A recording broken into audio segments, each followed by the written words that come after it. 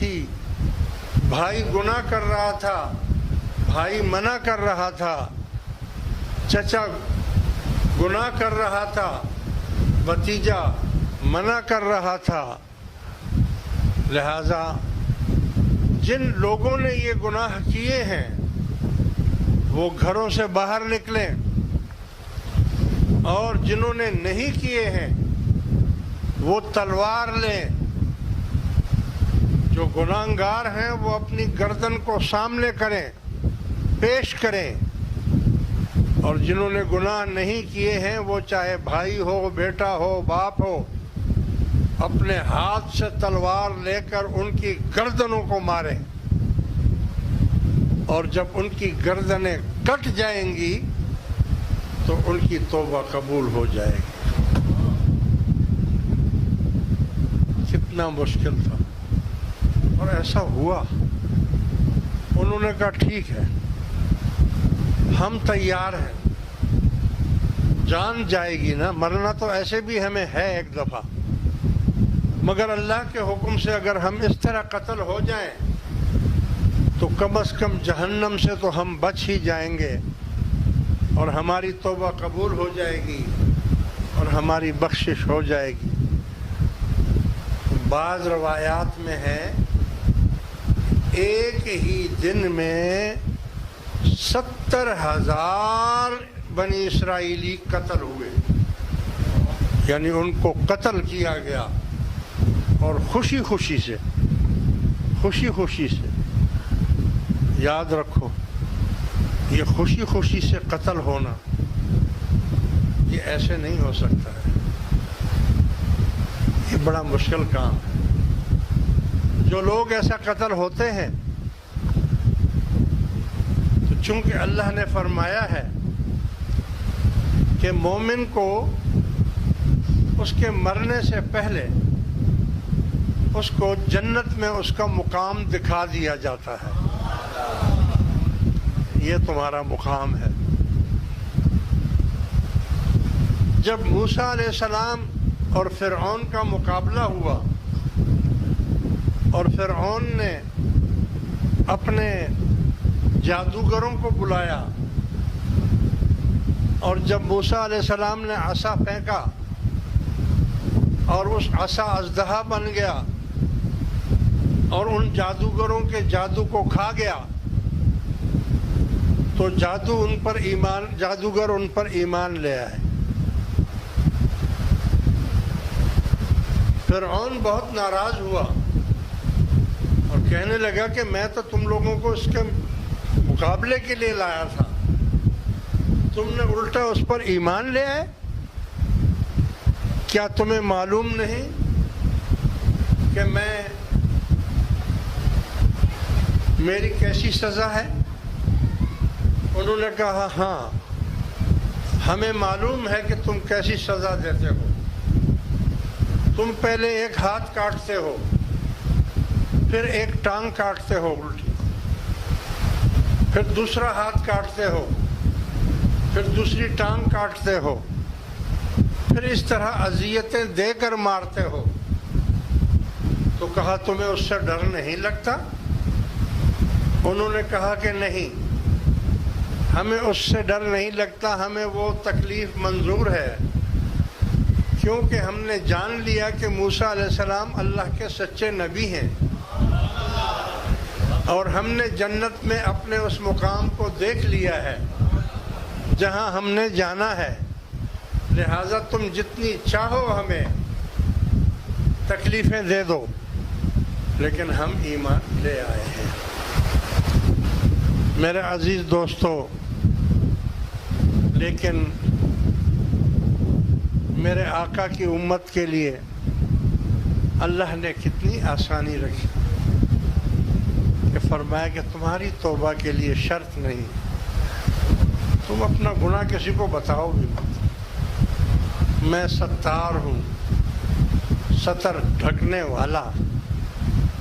ایک بات یہ بھی یاد رکھنا کہ اگر خدا نخواستہ کبھی گناہ سرزد ہو جائے تو اس کی تشہیر مت کرنا، کسی کو بتایا نہ کریں کہ یہ میرا دوست ہے، یہ فلاں. کیوں؟ اگر تم نے کسی کو بتا دیا تو وہ تم پر گواہ ہو گیا.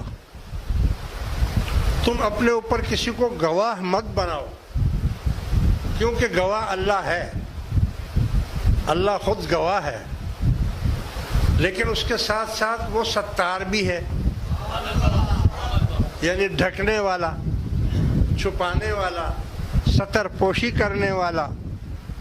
اس لیے جب بھی گناہ ہو جائے چھوٹا یا بڑا تو بغیر کسی کو بتائے کسی کونے میں بیٹھ کر روئیں، آنسو بہائیں، اللہ کی بارگاہ میں توبہ کریں کہ یا اللہ میں کیا کروں، مجھ سے گناہ تو ہو گیا ہے، میں سچے دل سے یہ توبہ کرتا ہوں کہ آئندہ میں ایسا گناہ نہیں کروں گا، تو میرے گناہ کو معاف کر دے. تو اللہ تعالیٰ فرماتا ہے کہ میں نے جاؤ، میں نے تمہارا گناہ معاف کر دیا.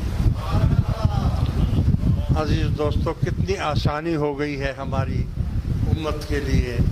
اللہ تبارک و تعالیٰ نے معمولی بات پر ہماری بخشش اور ہماری مغفرت کر دیتا ہے. اللہ تعالیٰ مجھے اور آپ کو اس مغفرت نصیب فرمائے اور توبہ کرنے کی توفیق عطا فرمائے، نیکیاں کرنے کی توفیق عطا فرمائے، اور گناہوں سے اللہ تعالیٰ ہمیں اور شیطان سے محفوظ فرمائے. وآخر دعوانا ان الحمد للہ رب العالمین. دوستو، تعمیرات میں جن لوگوں نے حصہ لینا ہے وہ حصہ لے لیں. 2-4 آدمی کھڑے ہو جائیں.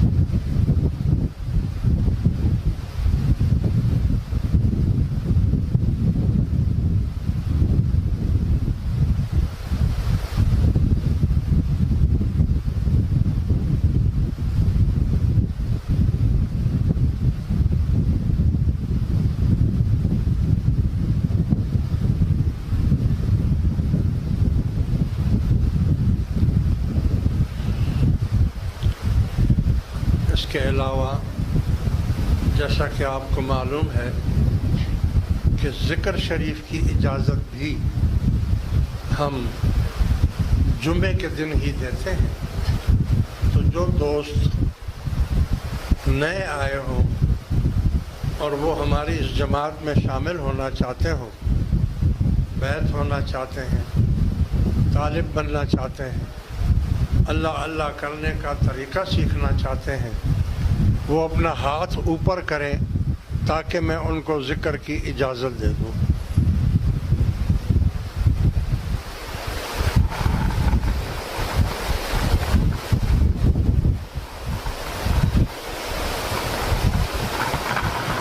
ٹھیک ہے ٹھیک ہے ٹھیک ہے ٹھیک ہے. اب نئے اور پرانے تمام دوست تھوڑی دیر مراقبہ کریں.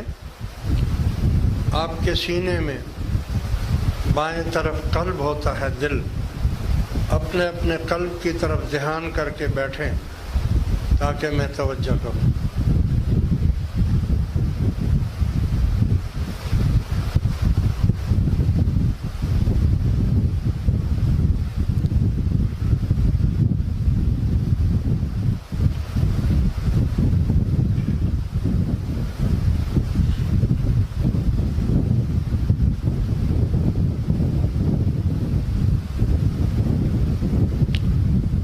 بسم اللہ الرحمن الرحیم.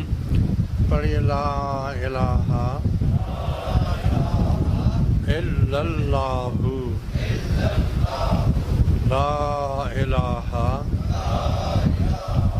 الا اللہ لا الہ الا اللہ محمد الرسول اللہ. پھر دوسری تسبیح الا اللہ الا اللہ الا اللہ محمد الرسول اللہ. پھر تیسری تسبیح اللہ